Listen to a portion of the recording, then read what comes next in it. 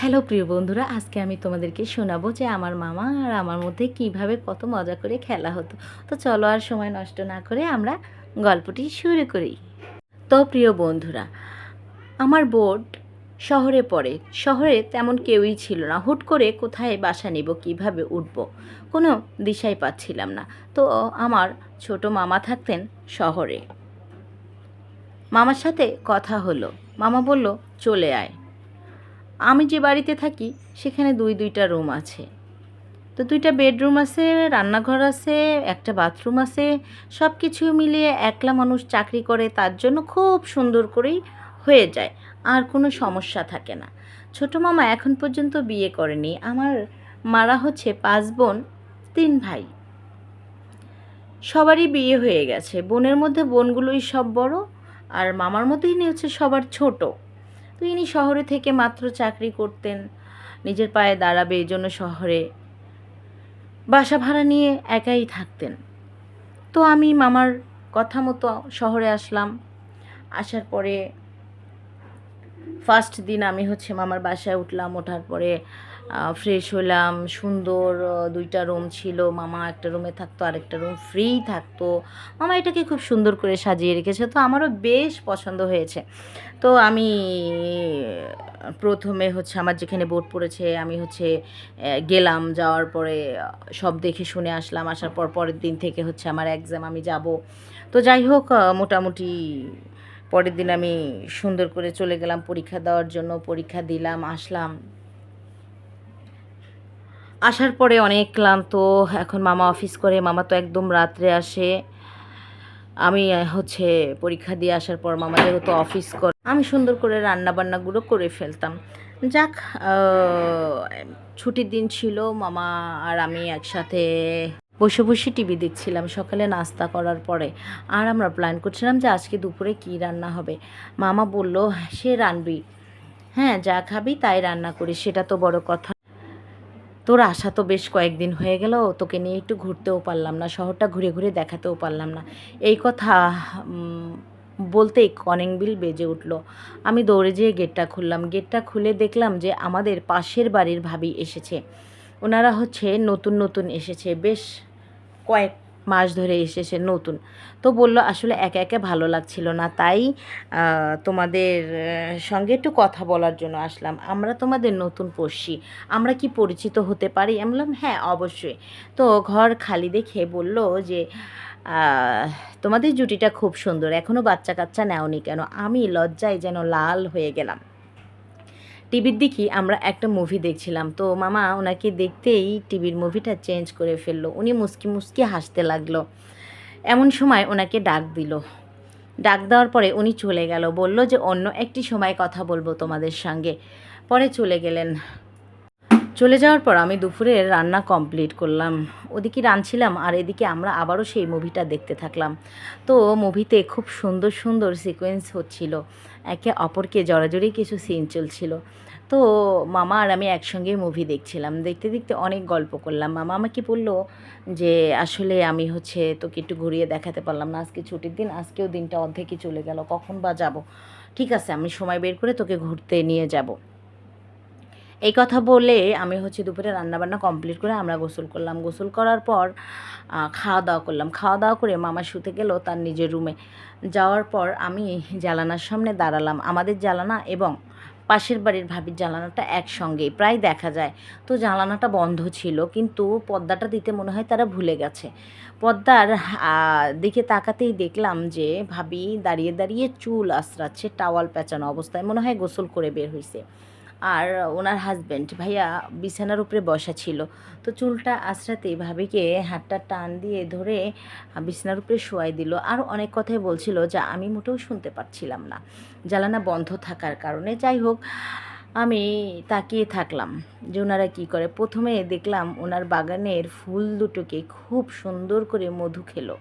তারপরে ওনারা বাস ওনাদের কাজে স্টার্ট করে দিল। অনেক অনেক অনেক মজা করে খেলা করছে। সেটা দেখে আমারও খেলতে মন চাচ্ছিল, কিন্তু আমি কি করব, কিছু বুঝে উঠতে পারছিলাম না। আমিও মোবাইল দেখে নিজেই হাত দিয়ে নিজেকে একটু সুখ দেওয়ার চেষ্টা করলাম, কিন্তু কিছুতেই তৃপ্তি মিটছিল না। আমি মনে মনে ভাবলাম যে মামাও তো একা, মামা তো দেখতে অনেক সুন্দর হ্যান্ডসাম, দেখি মামাকে নিজের প্রতি আকৃষ্ট করা যায় কি না। তো আমি তখন একটি পাতলা জামা পরে নেই। আমার ভিতরে জোড়া টুপি ছিল না, জামার উপর দিয়ে পুরো সব কিছুই যেন বোঝা যাচ্ছিল। তো মামা ঘুম থেকে উঠলো, আমি মামাকে ওই অবস্থায় একটা কফি দিলাম।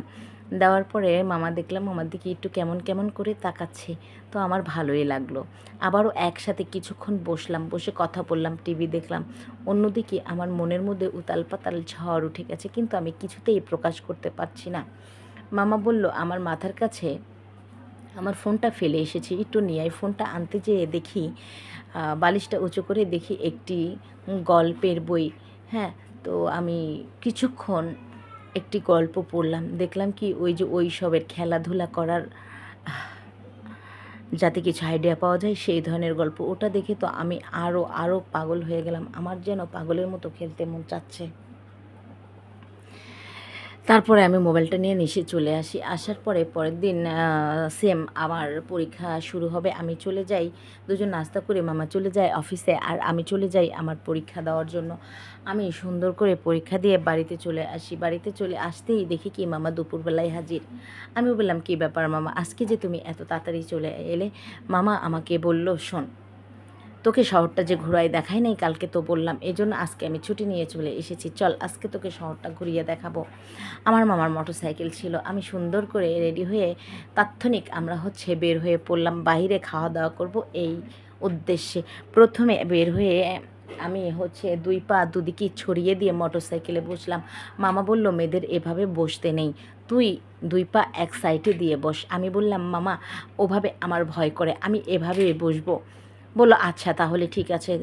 আমি শক্ত করে মামাকে ধরলাম, কিন্তু যখনই কোনো স্পিড ব্রেক বা মোটরসাইকেল ব্রেক করে, তখনই যে আমার কদুগুলোর সাথে মামার পিঠটা খুব জোরে জোরে জোরে জোরে লাগে।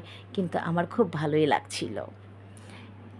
ভালো লাগছিল বলে আমি আরও শক্ত করে জড়িয়ে ধরে বসেছিলাম। তারপরে আমরা প্রথমে গেলাম শপিং মলে, শপিং করলাম। মামার জন্য দুটো অনেক সুন্দর সুন্দর টি শার্ট নিলাম। নেওয়ার পরে আমরা ওখান থেকে একটা পার্কে গেলাম। পার্কে যাওয়ার পর মোটরসাইকেল সাইড করে আমরা সেখানে গেলাম, যে একটা রুম বুকিং করলাম। করার পরে সেখানে আমরা ড্রেস চেঞ্জ করলাম। করার পরে আমি একটা সাদা টি শার্ট পরে নিলাম। নেওয়ার পরে আমরা সুন্দর করে সেখানে সুইমিং করলাম। করার পরে একদম সব কিছু ভেসে হচ্ছিলো। মামা যেন ধ্যাপ ধ্যাপ করে তাকিয়েছিল। আমার তো খুব ভালো লাগছিল। আমি পানিতে নেমে একটু ভয় ভয় করে ইচ্ছে করে করে মামাকে জড়িয়ে ধরছিলাম। তারপরে আমরা রুমে এলাম। আসার পরে দুজন চেঞ্জ করলাম। করার পর আমরা আবারও রাত হয়ে গেছে অনেক, সেখান থেকে বের হলাম। হওয়ার পর বাসায় চলে এলাম। আসার পরে যে যার যার মতো রুমে ঘুমোতে চলে যাই। যাওয়ার পর আমি শুয়ে পড়লাম। শুয়ে পড়ে কিছুক্ষণ পরে একটি স্বপ্ন দেখে চিল্লায় উঠি। অমনি মামা দৌড়ে আমার রুমে আসে। আসার পরে আমি মামাকে শক্ত করে জড়িয়ে ধরি। ধরার পরে মামা বলল যে, তোর কী হয়েছে? আমি বললাম, আমার খুব ভয় লাগছে, আমার কিছুই ভালো লাগছে না। এই কথা বলতে মামা আমাকে শক্ত করে জড়িয়ে ধরলো, আর অমনি মামাকে আমি জড়িয়ে ধরে চুমাতে থাকলাম। মামা বলল, কী করছিস? আমি বলছি, মামা আমার খুবই খেলতে ইচ্ছে করছে, কিছুই ভালো লাগছে না, প্লিজ।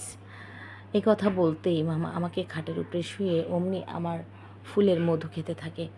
তারপরে মেশিন সেট করে স্টার্ট করে দেয়। তো প্রথম দিন আমি অনেক অনেক মজা পাই। তো এভাবেই সেই রাতে আমরা 4 বার করি। 4 বারই খুব খুব মজা হয়েছে। তো আমি জানতাম না যে মামাও তো আনম্যারিড ছিল। এত মজা করে যে খেলতে পারে সেটা আমার খুব অজানা ছিল।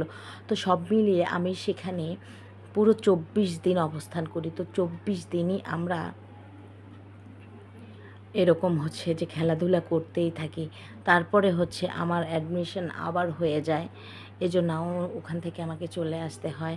তো মাঝে মধ্যে আমি বেড়াতে গিয়েও এভাবে খেলাধুলা করি আমার মামার সঙ্গে। আমার মামা খুবই খুবই খুবই মজা করে খেলতে পারে। তো গল্পটা তোমাদের কাছে কেমন লাগলো? আশা করি অনেক অনেক ভালো লেগেছে। তো আজকে এই পর্যন্তই। সবাই ভালো থেকো, সুস্থ থেকো। Bye bye and take care. আর আমার গল্পগুলো যদি তোমাদের কাছে ভালো লাগে, অবশ্যই লাইক করো, কমেন্ট করো, শেয়ার করে, সাবস্ক্রাইব করে পাশে থাকতে একদম ভুলো না।